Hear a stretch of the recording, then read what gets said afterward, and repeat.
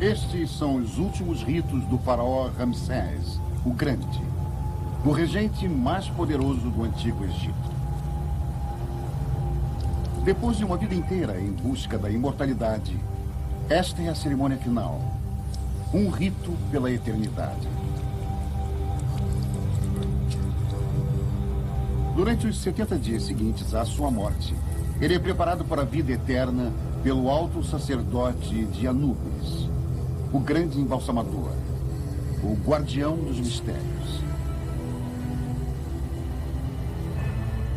Seu corpo foi limpo, purificado e desidratado.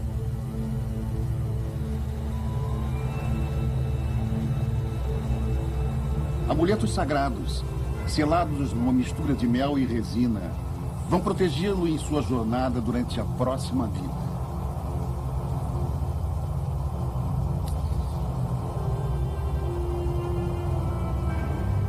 Cada ato expressa crenças e sonhos sagrados para o povo egípcio.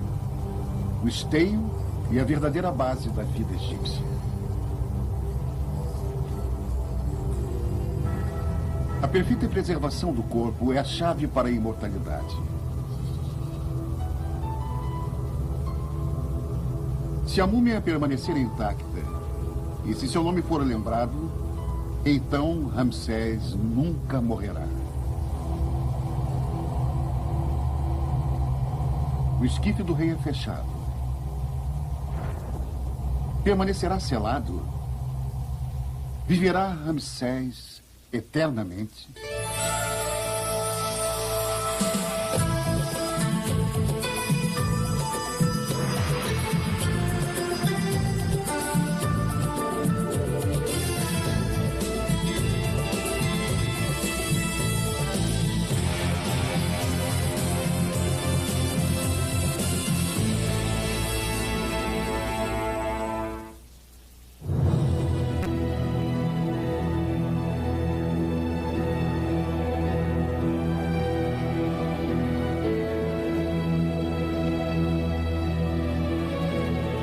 A antiga civilização egípcia durou mais de 3.500 anos. Uma das culturas mais duradouras de todos os tempos. Mas o povo queria mais. Queria viver para sempre.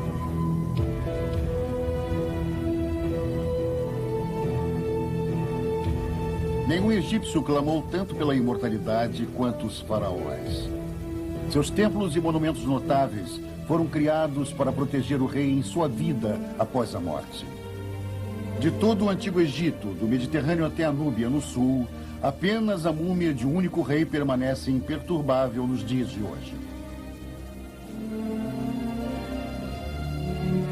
Aqui no Vale dos Reis, muito ao sul das pirâmides, a descoberta desta tumba surpreenderia o mundo.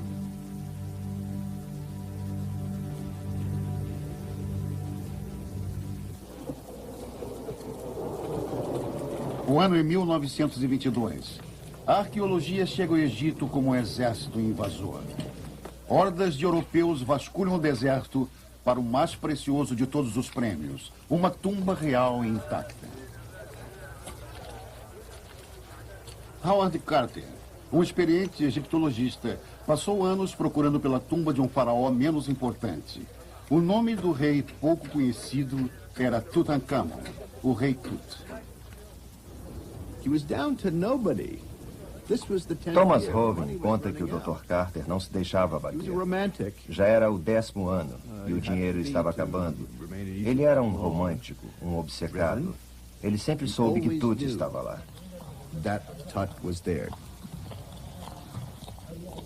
O grande momento de Carter chegou nos primeiros dias de sua 6ª expedição. Ele descobriu indícios de uma cripta que permanecia enterrada embaixo da tumba de um faraó posterior. Um acidente do destino que a manteve escondida dos ladrões de tumbas durante séculos.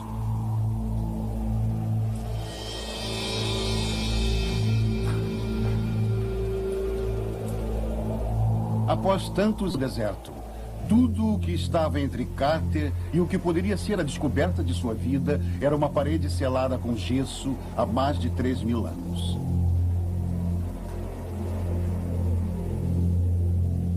Carter não tinha intenção de deixar que detalhes legais o atrasassem. Agora mesmo, sem a devida autorização das autoridades egípcias, ele começou a quebrar a parede.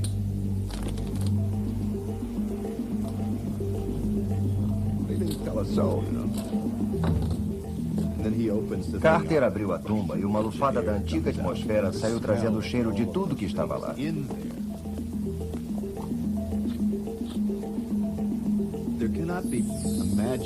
Foi o momento mais dramático na história da arqueologia.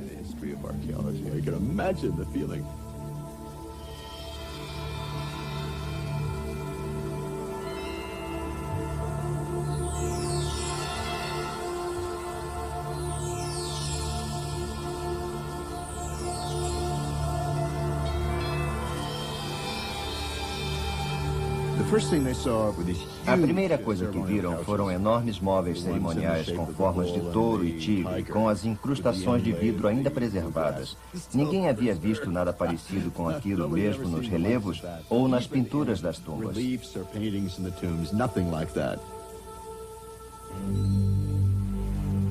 Quando o rei Tut se preparou para a eternidade, trouxe com ele todos os confortos domésticos, cestas e potes, brinquedos e utensílios de cozinha, comida e armas, até mesmo modelos de servos feitos em argila para atendê-lo na morte, como faziam na vida. Nada do que é útil nesta vida seria realmente necessário na próxima.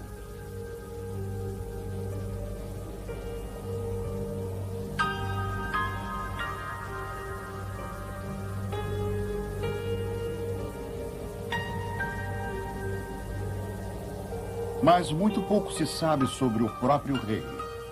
Apenas que estava com 18 ou 19 anos quando morreu e que tinha uma esposa jovem. Mesmo as múmias de 2 bebês, também encontradas na cripta, permanecem à margem dos mistérios que cercam a vida do jovem faraó. Mas uma coisa estava clara. A tumba de Tut foi projetada como um portal para a imortalidade. Um depósito de itens sagrados e mágicos para sua jornada para a eternidade. Hovin conta que encontraram armas que ninguém sabia ter existido. Arcos elaborados, uma peça de aço. Em seu coração, o local mais precioso, no nível mais profundo do rei Tut, encontraram uma peça de aço, uma faca em miniatura, mais valiosa do que todo o ouro encontrado.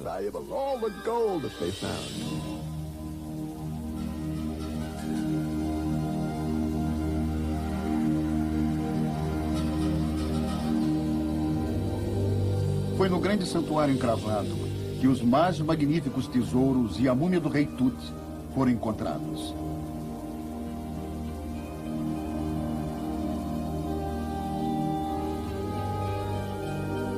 O mais interno dos 4 sarcófagos era de ouro sólido.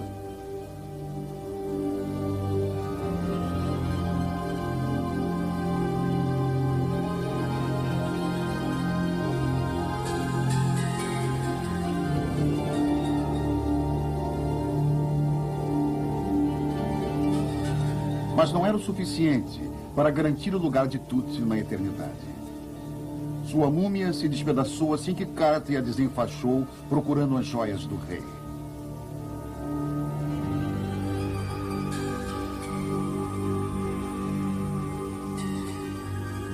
Infelizmente, o rei Tut será lembrado não como um faraó, nem mesmo como um homem, mas como um tesouro.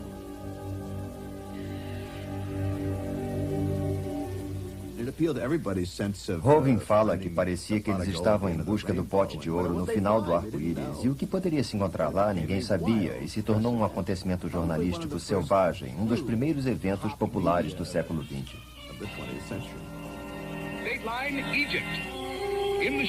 As notícias da descoberta arqueológica corriam o mundo nas vozes excitadas dos narradores da época e transformaram o fato científico numa descrição apaixonada dos mistérios do Egito. Um grande fato jornalístico máximo.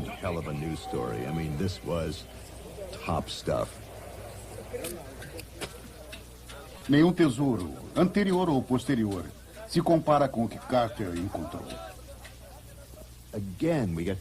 Segundo Hoving, mais uma vez a equipe teve a sensação de que eram coisas para seres humanos e que haviam sido usadas. Os pequenos brinquedos tinham marcas que mostravam que Tutti, quando criança, os jogara no chão. As armas haviam sido usadas. Alguns dos arcos estavam levemente marcados porque ele praticava com eles. Os pesquisadores achavam que a energia humana estava nos objetos.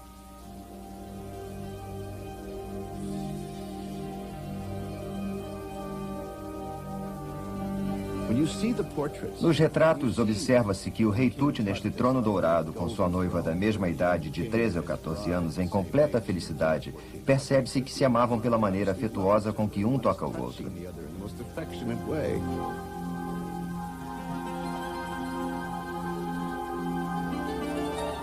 Enquanto vivo, o rei Tutti reinou por todo o Egito.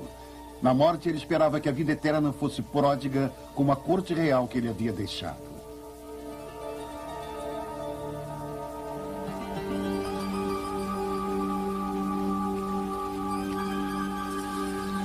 Como todos os antigos egípcios, Tutti acreditava que a morte era uma jornada através do Nilo, uma passagem da terra dos vivos ao leste, para a vida eterna na margem oeste do rio.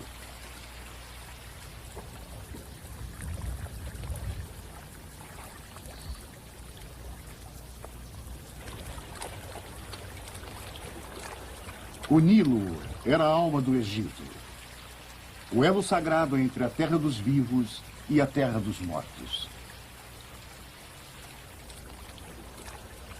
Os egípcios viviam no lado leste, mas não importava se você fosse um faraó enterrado numa pirâmide ou um cidadão comum sepultado na areia. Você esperava ser enterrado na margem oeste do rio. No seu ritmo constante e confiável, o rio fornecia a base para a sua crença na passagem desta vida para a próxima, de uma margem à outra. A passagem para a eternidade.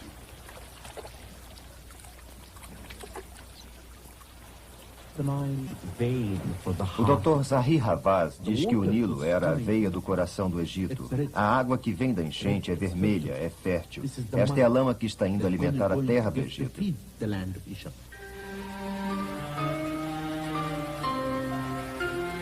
O mais velho mito do Antigo Egito, a história da criação, foi gerada em meio às águas turbulentas do Nilo.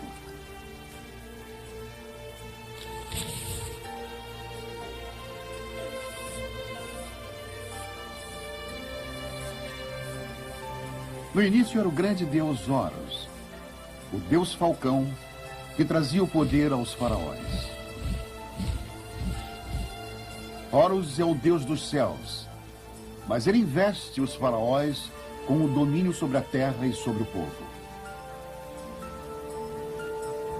Nas paredes do templo, os fiéis celebram o poder do Nilo, a fonte de toda a vida e o caminho para a imortalidade.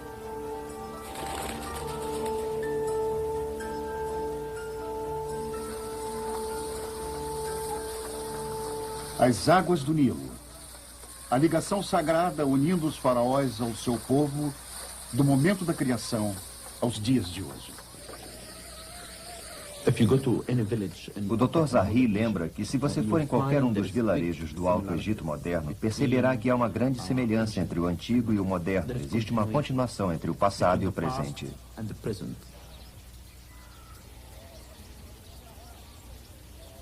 Modelos de tumbas enterradas com fazendeiros prósperos exibem detalhes do funcionamento de uma fazenda egípcia.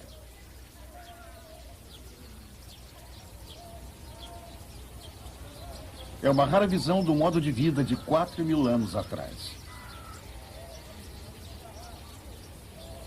Mas as vidas do faraó e do fazendeiro, além do seu desejo pela vida eterna, têm pouco em comum e nenhum elemento os separava mais do que a pedra.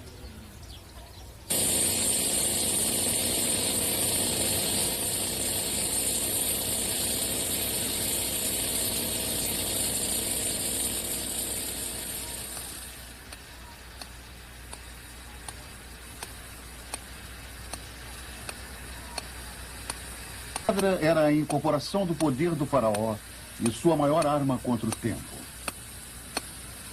A grande missão de cada novo rei era garantir as pedreiras que forneceriam o material bruto para os monumentos do seu reinado. Este obelisco poderia ter sido o mais alto do mundo antigo, mas uma falha no granito fez com que ele quebrasse antes de estar completo. Como esta massa de 12 mil toneladas poderia ser movida e colocada no lugar, ainda permanece um mistério.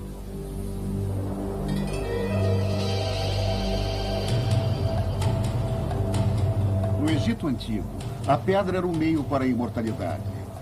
Era a pedra que assegurava que o nome do rei seria lembrado e sua mortalidade garantida. E um faraó ultrapassou a todos os outros em seus esforços para ser lembrado. Seu nome era Ramsés o Grande. Maior construtor da história do Egito, Ramsés reinou até o seu 19º ano. Seu harém, abarrotado de rainhas, esposas e concubinas, incluía 3 filhas e uma irmã.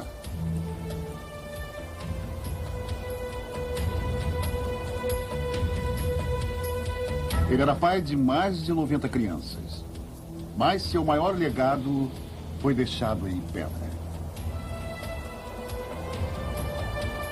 Assim como um grande general motiva suas tropas para a batalha, as palavras mais inspiradas de Ramsés foram para seus construtores. Ele dizia: ó, meus trabalhadores escolhidos, valiosos homens de habilidade comprovada, artesãos da pedra valiosa, eu sou seu provedor constante. Os silos gemem de grãos para vocês. Nenhum de vocês passará a noite com fome.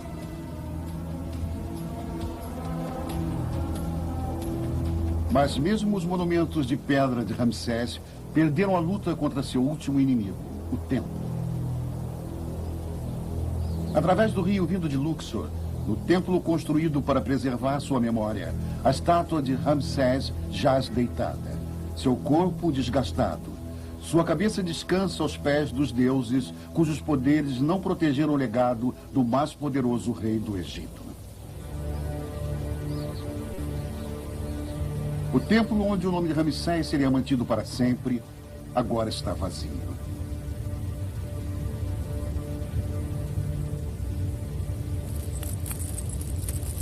O que foi feito dos tesouros de Ramsés?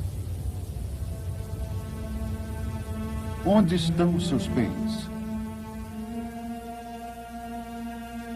Onde está sua máscara dourada?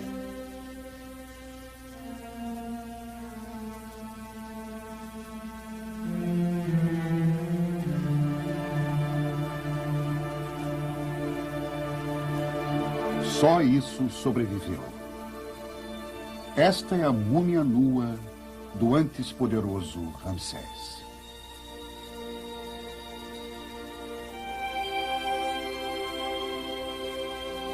Seu corpo é testemunha do destino que o maior regente do Egito nunca poderia ter previsto.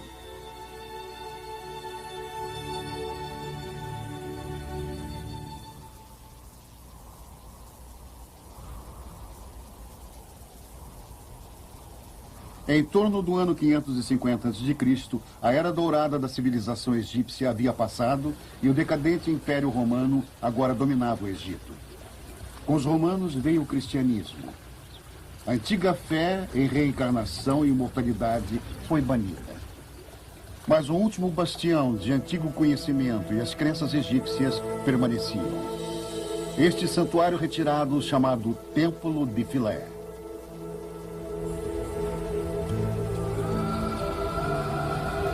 Entre estas paredes, sacerdotes mantinham viva a antiga fé. Eles ainda oravam para a deusa Ísis, mãe de Horus, o deus falcão, e ainda praticavam os rituais que prometiam a imortalidade. Apenas no templo de Philae, os mistérios dos deuses antigos ainda eram respeitados e reverenciados.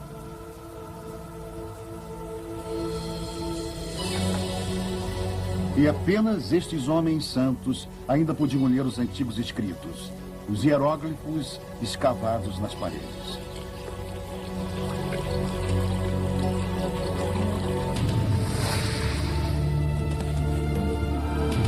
Finalmente, este último bastião da nação egípcia foi atacado.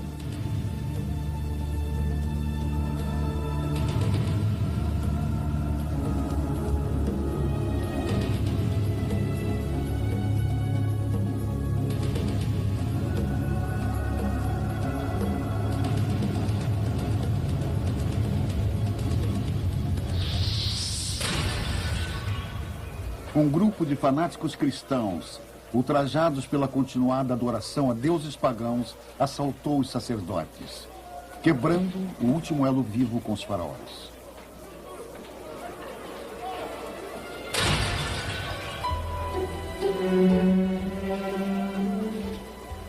Os sacerdotes foram mortos ou banidos.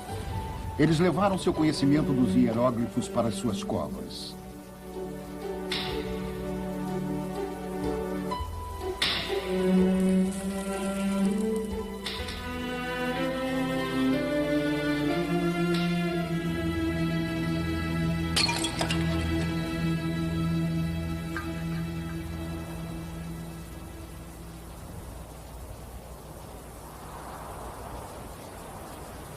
Os sonhos do Egito haviam sido destruídos.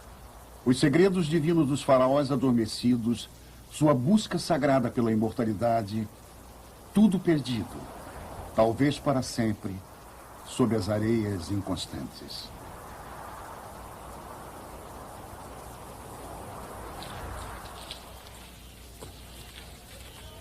O silêncio durou 1.300 anos. Então, outro invasor chegou.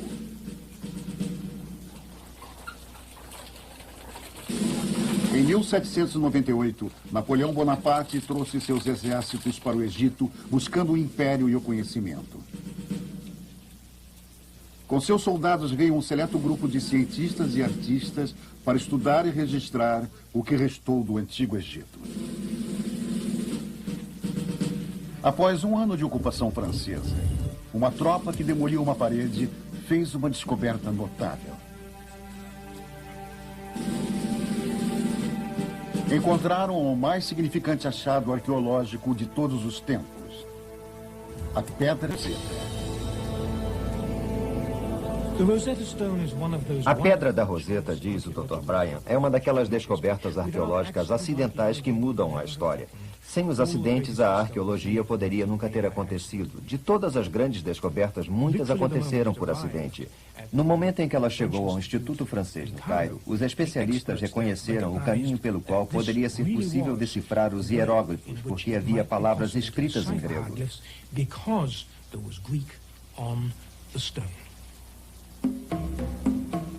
O grego era a chave, porque a mensagem gravada acima das inscrições gregas era a mesma dos hieróglifos esquecidos no Antigo Egito.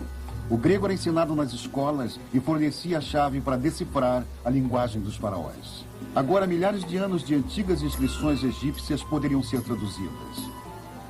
Após séculos de silêncio, as vozes egípcias poderiam ser ouvidas outra vez. Dizem as cartas de Renakid: e sobre as inundações da nossa terra é você quem a está cultivando, e você é o responsável. Trabalhe duro e seja cuidadoso. Se minhas terras inundarem, que a desgraça caia sobre você. Num papiro cirúrgico está escrito: quem neste templo tiver um ferimento, que trate a ferida com cataplasma de carne fresca no primeiro dia. Depois, nos outros dias, com gordura e mel, até que se recupere.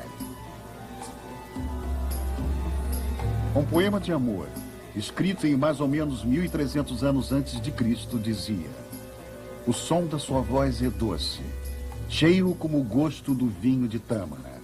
E eu, uma moça bêbada, com uma trança de flores, cativa, vivo apenas para ouvi-la.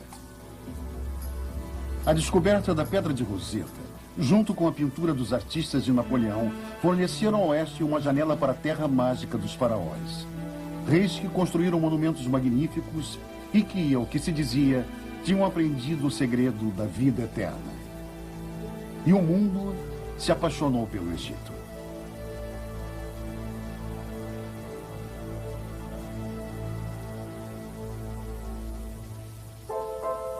Agora, turistas e místicos, caçadores de tesouros e arqueólogos, todos chegam ao Vale do Nilo. Em 1849, Florence Nightingale disse: os colossos não parecem tão colossais. Ao contrário, eles estão em equilíbrio com tudo em torno deles, como se eles fossem do tamanho natural do homem e nós anões. Jean-Jacques Ampère, em 1868, disse que as proporções do templo nos fazem imaginar um gigante enterrado até a cintura, com sua cabeça e ombros acima da ridícula estatura do homem. Ficamos maravilhados. Em 1869, Mark Twain perguntava: quem diria que não é vigoroso, hilariante, dilacerante, que distende os músculos, que desloca os ossos, e é perfeitamente excruciante e exaustivo o passatempo de escalar pirâmides. Mas de todas as maravilhas do Egito, uma capturou a imaginação do mundo como nada mais na história humana. No platô do deserto de Giza, sobrevivendo estoicamente aos ventos turbulentos e às areias abrasivas de quase 5.000 anos, elas definem esta sociedade que sonhava com a imortalidade.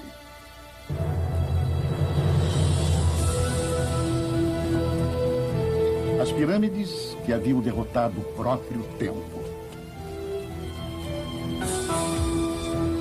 O símbolo mais conhecido no mundo da glória do antigo Egito, construídas como tumbas e depois estripadas, roubadas, agredidas pelos séculos e ainda resistindo.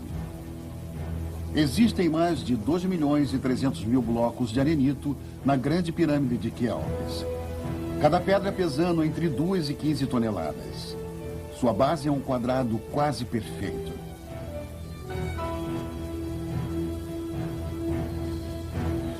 Com quase 160 metros de altura, ela poderia conter o equivalente a 872 aviões a jato.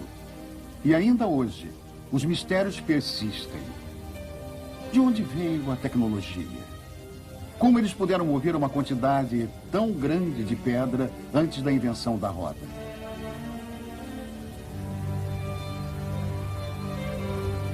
Talvez o mais intrigante de tudo. Quem teria imaginado que tudo isso seria possível? Estruturas eternas de pedra, as maiores do mundo, quando nada com uma fração do seu tamanho havia sido.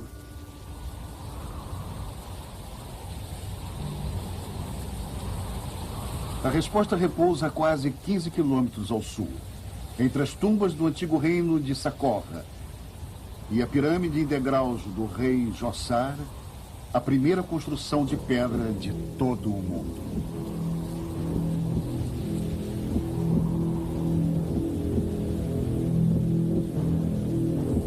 Este foi o laboratório que provou que as grandes pirâmides eram possíveis.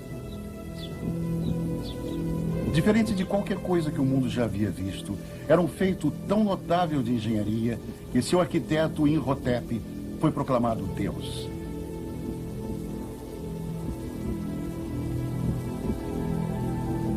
Originalmente desenhando uma tumba simples, de perfil baixo, chamada mastaba, Imhotep não ficou satisfeito. Ele adicionou uma camada e depois outra e outra, como se estivesse construindo degraus para o céu.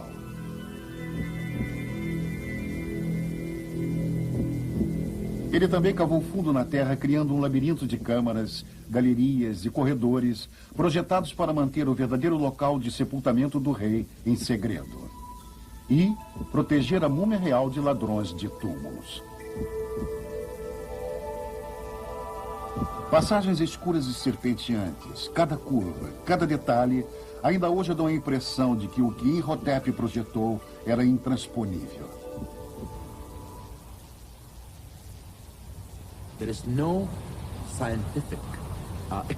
Nunca houve uma explicação de como as pirâmides eram construídas. Nunca foi deixado um rolo de papiro ou uma descrição numa pedra que explicasse como eles fizeram. Hoje em dia é necessário um motor diesel de 350 HP e uma pá mecânica para levantar este bloco de granito de 7 toneladas. Muitos dos blocos da Grande Pirâmide pesam mais que o dobro disso. Apesar de nenhuma descrição narrativa ter sido encontrada, contando como estes monumentos maciços de pedra foram criados, este desenho numa tumba contém pistas impressionantes.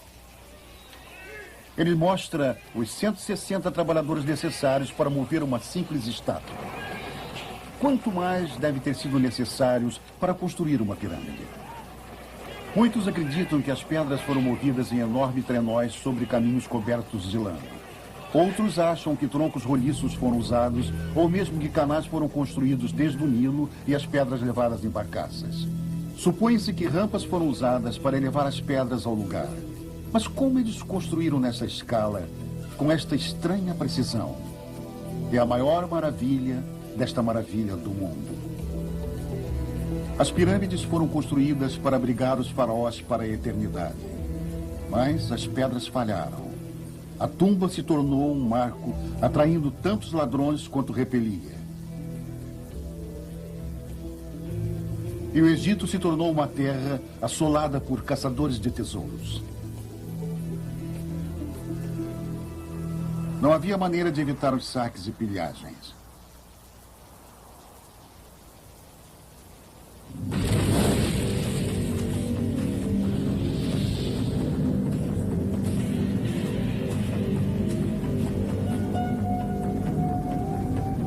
A tumba do faraó foi projetada para proteger seu tesouro e garantir à sua múmia passagem pela eternidade.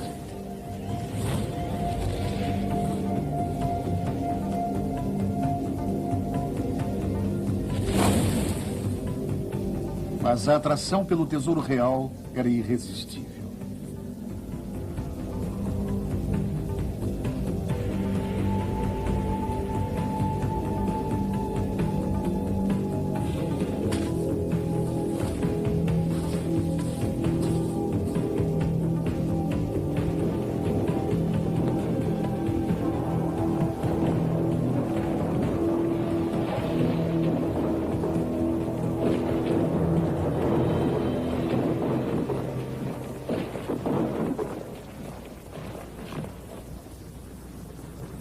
A despeito dos melhores arquitetos reais, as tumbas foram violadas.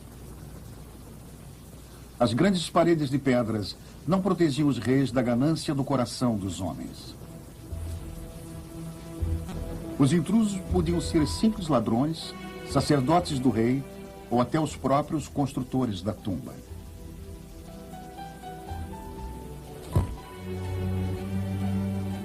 Uma transcrição de uma tentativa real encontrada em antigo papiro revela sua ganância.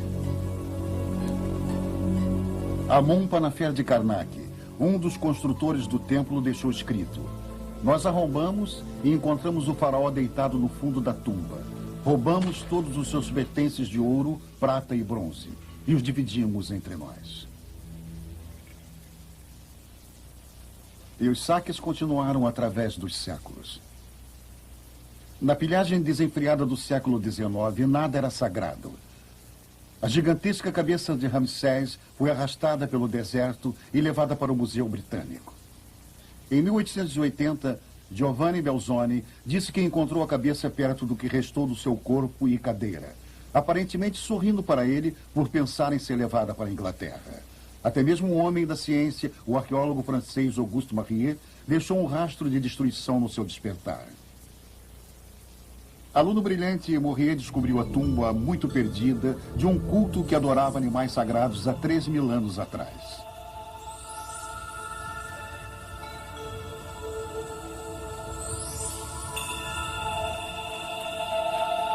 Muito abaixo do chão em Sakura, um labirinto de catacumbas com caixões de pedra maciça que um dia abrigaram múmias de touros adultos.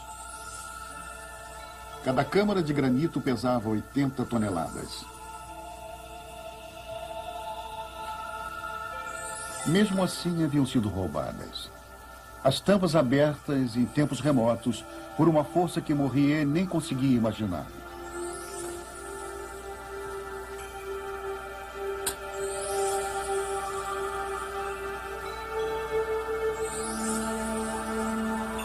Apenas um sarcófago permanecia fechado, mas Morrier e seus homens vieram bem armados.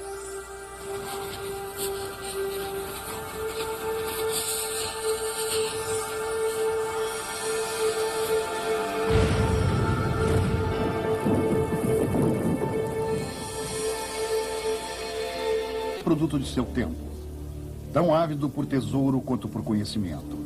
vergonhosamente indiferente à profanação que poderia causar as tumbas sagradas. O Dr. Hovind diz que na época da pilhagem aberta era como dizer, vamos pegar a maior quantidade que pudermos. E eles explodiam com dinamite para atirar e depois deixavam cair no Nilo. Eles podiam colocar dinamite no vértice de uma pirâmide e explodir só para ver se havia um buraco e se perguntavam se estavam perto de uma câmara mortuária.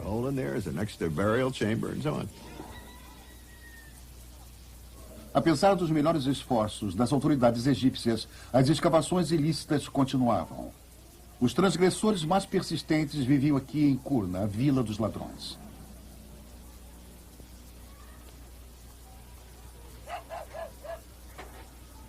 Durante gerações, mercadores de todo o mundo vieram a Kurna para adquirir peças do passado egípcio.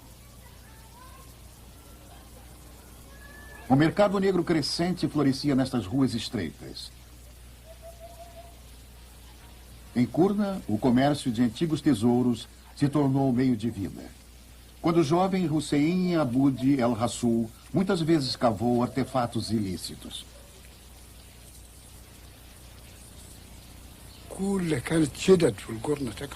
Kurna está construída sobre muitos artefatos e antiguidades. Ninguém sabe realmente o que está enterrado aqui embaixo. Existem centenas de tumbas que ainda estão fechadas e que não foram descobertas. Mas todos os moradores, sem exceção, sabem o valor do lugar de onde eles vivem. E sempre que alguém pode vender alguma coisa, vende.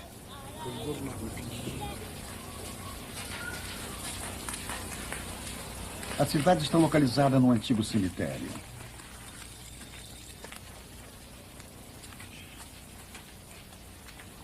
Os túneis feitos por saqueadores se espalham, mas provavelmente estes são os mais longos desde que começou o roubo de sepulturas de nobres menores e até mesmo de cidadãos comuns.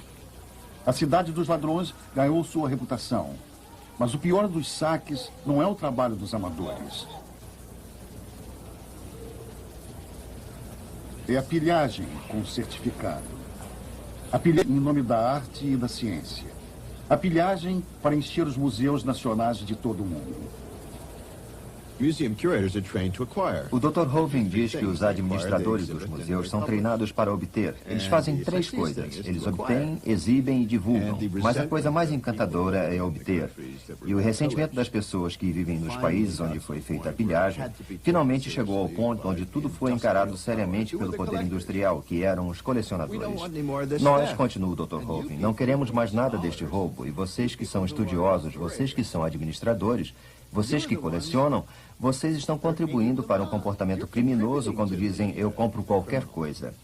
Vocês podem nunca encontrar os agentes ou mesmo os cavadores noturnos, mas com certeza vocês podem encontrar as pessoas que dizem esta é a nossa mais nova aquisição e colocar a peça num pedestal em Nova York ou Berlim ou em qualquer outro lugar. Isso é muito embaraçante. O Dr. Zahi enfatiza que eles sabem que a civilização egípcia não pertence somente ao Egito, mas sim a todos em todo o mundo. Como egípcios, eles são os guardiões desta civilização e é por isso que todos nós, egípcios, americanos e europeus, temos que cooperar para acabar com este crime.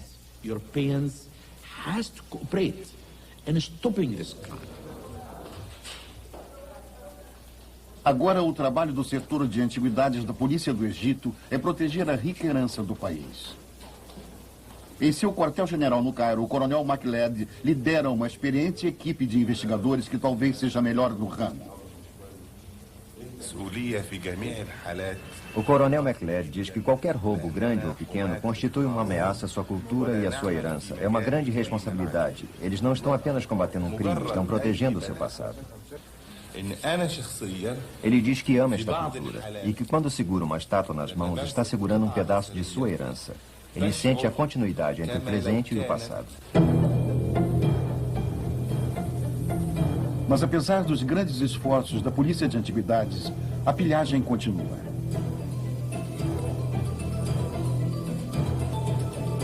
Em 1922, um templo isolado foi invadido por um audacioso grupo de ladrões.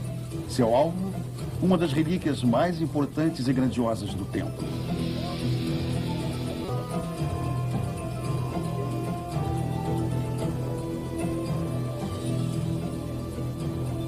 coronel conta que receberam uma denúncia do roubo da cabeça de uma estátua numa área a mais ou menos 18 quilômetros a oeste de Assuan, quase no meio do deserto, muito difícil de ser alcançada.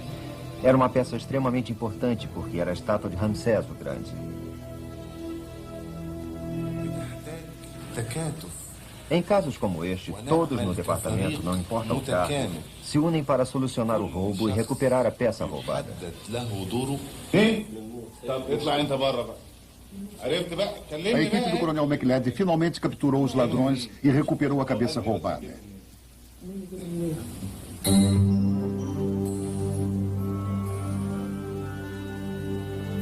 Mas o dano já estava feito.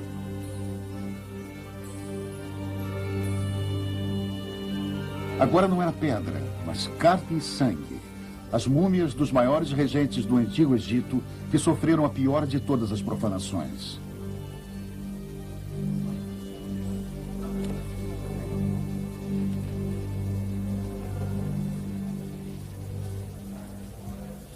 Os faraós não foram deixados em paz. O destino desta múmia não é raro, somente sua linhagem. Esta é a múmia de Tutankhamon, o rei Tut. Ao longo dos anos ele foi grosseiramente manipulado, mas as múmias sofreram indignidades muito piores. Elas se transformaram em objetos de rituais e credos bizarros. O Dr. Brian conta que na Idade Medieval, o pó das antigas múmias egípcias era considerado um remédio poderoso e um grande afrodisíaco. O rei da França usava no cinto uma bolsa de couro com pó de múmia. Um mercado promissor em que era chamado mômia se desenvolveu por toda a Europa. Existem vários exemplos no final do século XVIII de pessoas moldando as partes descobertas das múmias. E grupos de médicos e cientistas reunidos dando uma recepção e solenemente desenfaixando a múmia. E a coleção de múmias se tornou um grande negócio.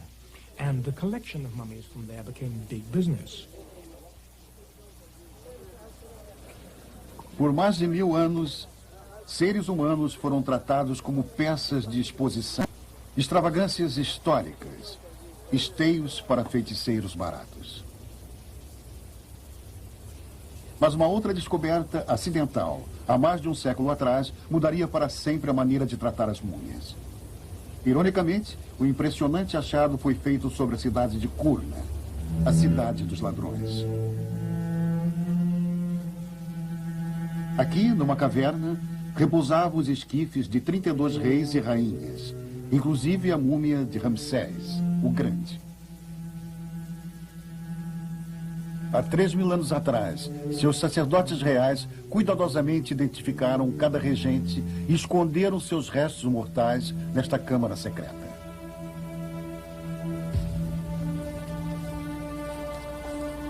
Agora as autoridades egípcias removeram as múmias reais de suas tumbas para sua própria proteção.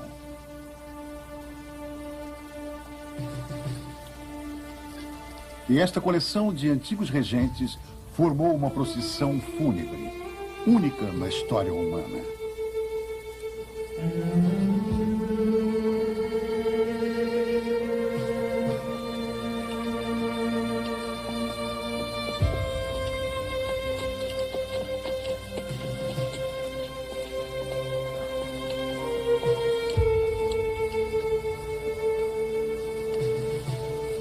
Ao longo de todo o Nilo, os egípcios se reuniram para render homenagens, enquanto a melancólica caravana de antigos regentes fazia sua jornada final em direção norte para o Cairo.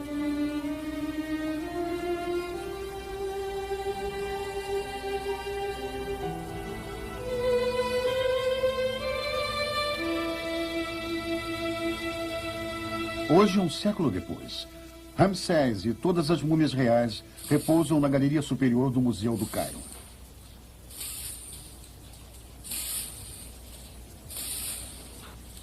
Um esforço inigualável de conservação é feito para preservar os antigos faraós e terminar a tarefa que seus sacerdotes começaram. Mas agora, os cientistas tomaram o lugar dos homens santos como protetores das múmias reais. Dr. Nair Skander está levando uma vez poderoso para um estranho lugar de repouso.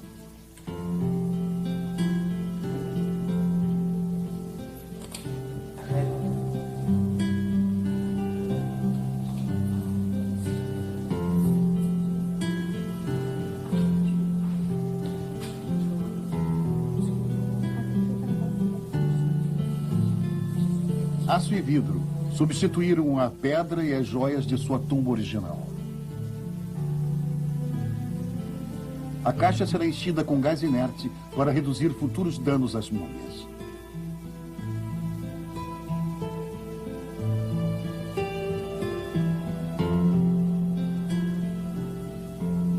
Terminando uma jornada que começou no século XII a.C., esta múmia real agora descansará em paz, protegida pela tecnologia do século XX.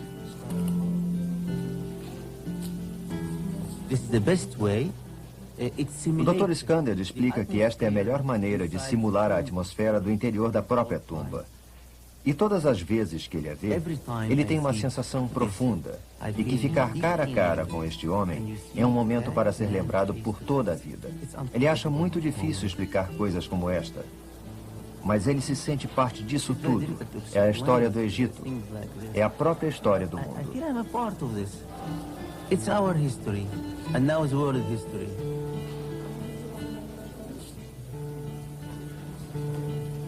Talvez o que faça com que o Egito seja tão misterioso e majestoso é que os traços de humildade estão todos desaparecidos, apagados pela passagem do tempo. Nossa visão é sobre o exótico, as construções monumentais e os tesouros reais de beleza deslumbrante e inspirada. O que sobrevive dos lugares de repouso de rainhas e reis são as fabulosas decorações dos sacerdotes e feiticeiros. Mas o que nos prende de verdade são as múmias, as faces preservadas de homens e mulheres que viveram vidas inteiras e que morreram na esperança de que suas vidas perfeitas ao longo do Nilo nunca terminariam realmente.